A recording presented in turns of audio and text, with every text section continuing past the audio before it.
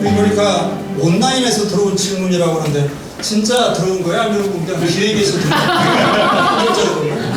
아니 뭐 기획이 많으니까 기획력이 좋은 건지 모르겠고 제가 온라인에서 들어온 질문이랍니다. 믿거나 말거나. 책을 내면서 힘드셨던 점은 뭔가 이런 질문이 들어왔어요.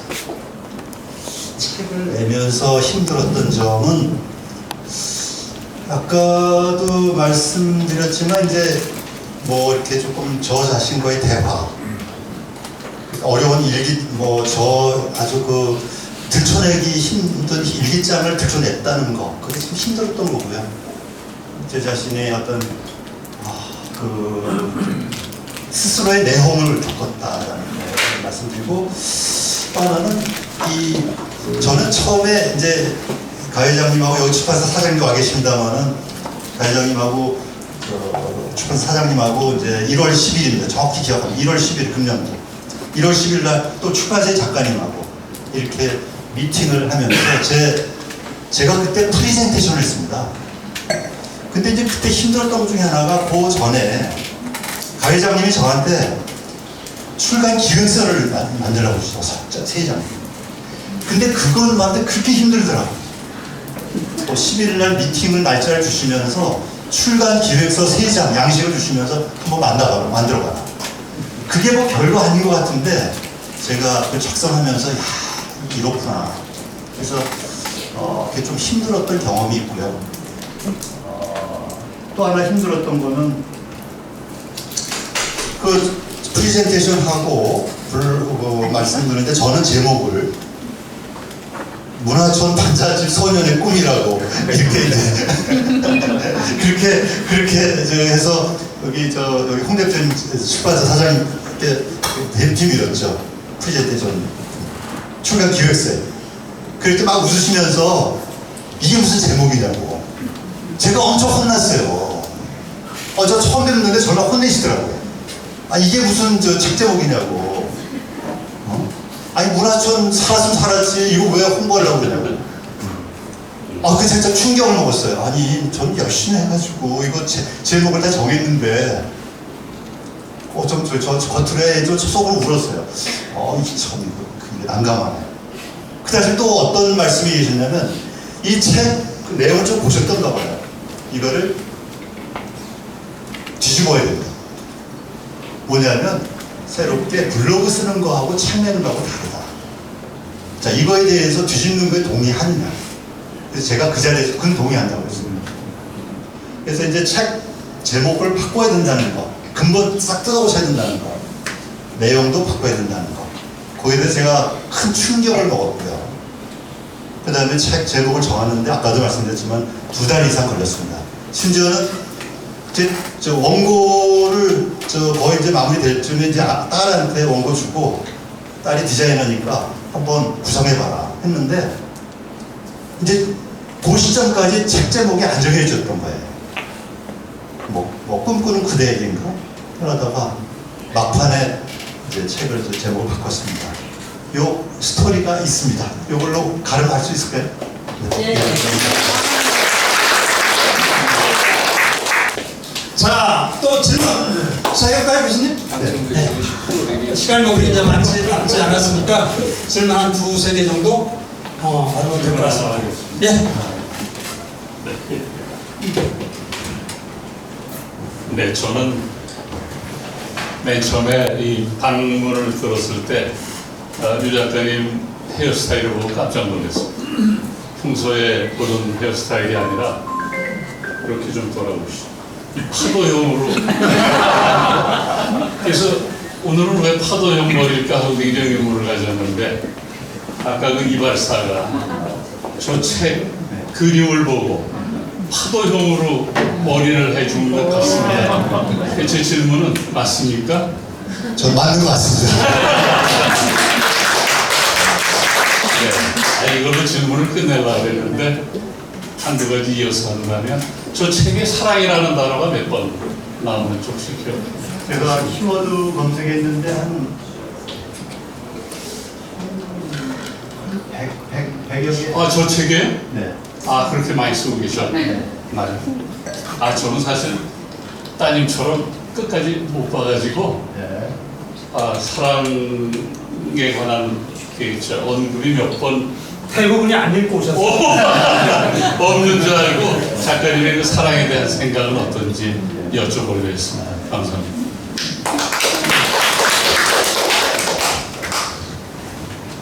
저도 오늘 신경 많이 썼습니다. 제가 조금이라도 더 신경 쓰면 혹시라도 우리 교수님 빗발할까 싶어서 그냥 대충 머리도 어제 갖고 왔습니다. 자, 또 질문 있습니까? 질문은 앞으로의 계획이 어떤 것인가 하는 질문이고요. 제가 마이크를 받은 김에 그냥 제 소회 하나를 예. 저 서울대 AMP 동기생입니다. 아하. 나이도 같고요. 평상시 이렇게 차분하시고 어머니 같은 따뜻한 보살핌의 대명사라고 말씀하셨는데 어느 모임에서나 이렇게 차분하게 대해주셔서 항상 제가 유심히 보고 있었습니다.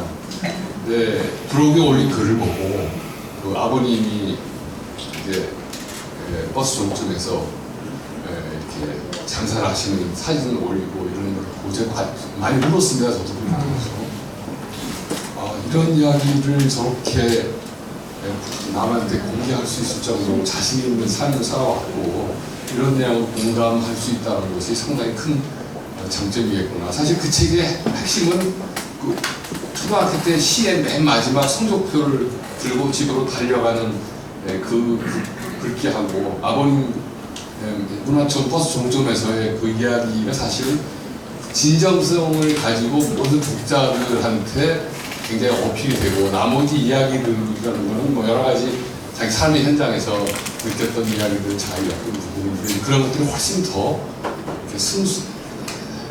승수 효과가 나서 잘 전달되고 공감력과 감동을 줄 수 있었지 않겠나 하는 생각이 듭니다. 그래서 참 대단한 분이다라고 하고 제가 전화를 드렸던 기억이 나고요. 사실 저희 집안에 아주 좋은 대학을 나와가지고 아주 장래가 촉망되는 조카가 있는데 늘 어느 모임에 가면 자기 아버님도 아주 좋은 대학 나오고 좋은 직장 다니는 모양입니다. 자기 아버님이 좀 무능하다는 이야기를 조카들끼리 이야기를 한다는 얘기를 제가 들었어요. 전 깜짝 놀랐죠. 남하고 비교했을 때. 그래서 저한테 조카죠. 걔한테 그 블로그를 보내주었습니다. 네. 제가 이모부인데 이모부의 친구가 쓴 글을 한번 읽어보거라. 이렇게 어려운 환경 속에서도 자부심을 가지고 그 아버님에 대한 따뜻한 사랑을 이렇게 표현하고 나이가 먹어서도 그 그리워하는 그런 자세가 가진 것이 긍정의 어떤 마인드를 좀 네가 좀 이해했으면 좋겠다.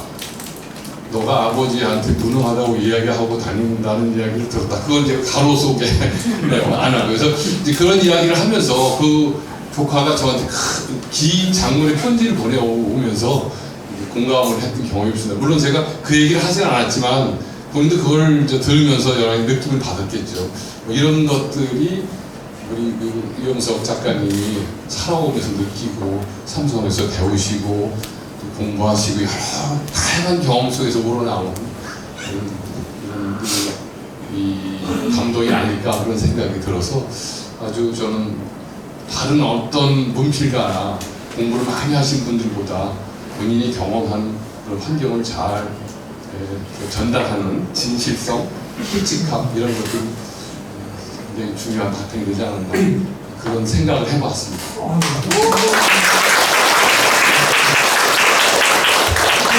교수님의 답변이 필요 없으실 것 같아요. 질문이 있었습니다. 이 말씀으로 너무나 감동되는 질문 있었어요? 제가 졸업하고 앞으로 뭐 저의 꿈이 무엇인지 말씀하셨는데 아까도 말씀드렸습니다만 이제 SNS를 하다 보니까 최근에 제 스스로 감동을 받은 것이 여러분 잘 아시다시피 페이스북은 주로 이제 잘 아는 지인분들이 이렇게 뭐 공감을 눌러준다든지 많이 보시잖아요. 근데 인스타를 하다 보니까 전혀 일면식도 없는 분들이 이렇게 이제 보시고 공감을 눌러주시는 거를 보고 저 익명의 분들이 인스타에 제 글에 컨택을 하시고 관심을 가져주신 걸 보고 제가 또 다른 울림이 있었습니다. 그래서 이제 제가 뭐 꿈을 말씀하셨는데 기왕 이렇게 된 거, 망가진 거, 좀 더 이제 진화해보자 해서 유튜브를 좀 한번 이렇게 앞으로 좀 조심스럽게 해볼까 생각하고 있고요. 우리 가보경님께서 준비를 너무 잘해주셔서 고마운데 저한테도 이렇게 해주셨어요. 사실 인스타 하게 된 건데 딸이 처음에 그러더라고요. 아빠가 글씨를 그래도 좀 예쁘게 쓰니까 아빠가 한번 인스타에 한번 써서 찍어서 올려보라. 근데 처음에는 이게 뭐 몇 명 보지도 않았던 것 같아요. 근데 이게 막 쌓이고 한 50개 가게 쌓였거든요. 최근에 뭐랄까 제 느낌에는 좀 이렇게 꽃이 피어나간다 그럴까 그런 느낌을 좀 갖고 있는데 또 우리 가보경님께서 유튜브도 한번 해보실 필요 있는 거 아닙니까? 그래가지고 그것도 한번 생각을 하고 있고요. 또 하나는 아까도 제가 고백을 했습니다만은 뭐 책도 제대로 읽지 않은 사람이 무슨 책까지 썼다고 제 와이프한테 엄청 혼났어요. 이 사실은 솔직히 고백하면 이 북콘서트도 처음에는 와이프가 반대했습니다.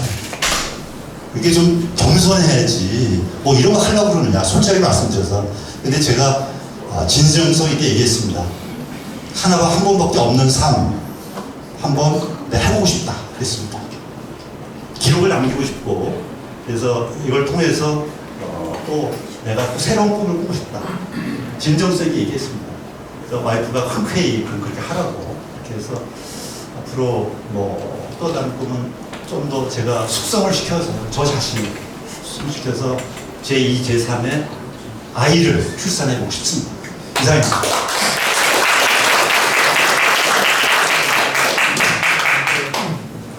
제가 좀 입에 참석 좀 씻어요. 네.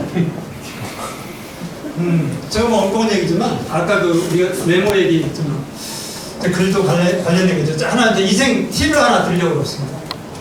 우리가 공감을 하는 데 있어서 남을 칭찬하잖아요. 근데 칭찬할 때는 객관적으로 하지 말고 주관적으로 해라. 그 얘기입니다. 예를 들어 우리가 이렇게 이삭비님이 시인님 너무 이쁘게 입고 오셨어요. 그런데 옷이 너무 이쁘세요. 이것은 뭡니까? 객관적인 칭찬입니다. 그죠? 누가 봐도 이쁘게 입고 오셨으니까 근데 옷이 진짜 이쁘게 오셨어요. 이삭비 시인님은 스타일 아시네요. 이거 차이가 있는 거예요. 스타일 아시네요. 부장님 넥타이 너무 멋있어요. 보다 넥타이 너무 멋있어요. 부장님 정말 스타일 아시네요. 요게 이제 주관적 칭찬입니다.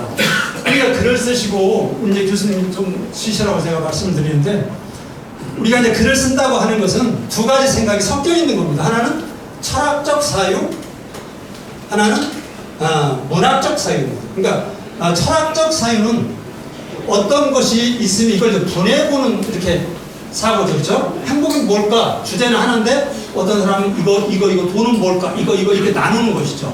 그죠? 이게 이제 우리가 얘기하는 철학적 사고고 과학적 사유는 이런 것들이 있어요. 현상. 그래서 이 현상들을 하나로 묶으면 이게 되는구나. 그렇죠? 가속도 블랙홀 뭐가 있으니까 이게 뭐 무슨 법칙이구나 이런 거 있잖아요. 그래서 이제 여러분들이 좋은 글을 쓰실 때는 과학적 사유와 철학적 사유를 이렇게 섞어서 쓰시면 참으로 도움이 된다. 그럼 이제 저는 뭐 글을 같이 써보는 입장에서 그리고요. 또 하나 제가 이제 이 시대에 이 공감이 표되기 때문에 이게 안 돼요? 마이크가? 이걸 눌렀어. 잘 들리네. 아니 교수님께서 안 돼요. 그거 돼요.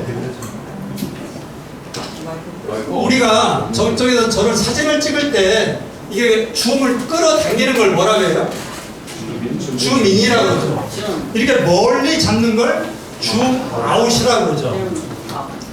인생을 살 때 줌인과 줌아웃을 섞으면 됩니다. 내가 나를 위로하고 싶을 때는 어떻게 해야 돼요? 줌아웃을 해야 돼요. 내가 아주 힘든 고난을 당했다? 아픈 데가 있다? 이 주민을 하면 누구만 보입니까? 나만 보이고 내가 아픈 보이만 보이는 거예요. 너무 외로운 거죠. 너무 쓸쓸하고 의지할 것도 없는 것이죠. 그런데 이 주민을 밖으로 탁 당겨보세요.